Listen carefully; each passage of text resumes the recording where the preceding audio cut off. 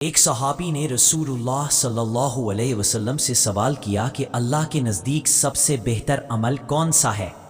رسول اللہ صلی اللہ علیہ وسلم نے فرمایا، اللہ پر ایمان لانا اور اس کے راستے میں جدوجہد کرنا سب سے بہتر عمل ہے۔ جب غلاموں کو آزاد کرنے کے بارے میں پوچھا گیا تو آپ صلی اللہ علیہ وسلم نے فرمایا کہ سب سے بہتر عمل وہ ہے جب آپ اپنے مالک کو سب سے زیادہ پسند آنے والے غلام کو آزاد کریں۔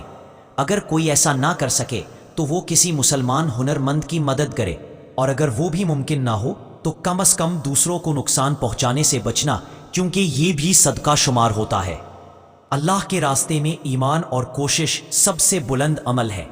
غلاموں کو آزاد کرنا اور انسانیت کی خدمت کرنا بھی بہت بڑی نیکی ہے۔ دوسروں کی مدد کرنا اور ہنر سکھانا بھی نیک عمل ہے، حتیٰ کہ دوسروں کو نقصان سے بچانا بھی اچھا عمل سمجھا جاتا ہے۔ نیکی صرف بڑی عبادات تک محدود نہیں، چھوٹے چھوٹے اعمال جیسے کسی کی مدد کرنا یا نقصان سے بچانا بھی جنت کے قریب لے جاتے ہیں۔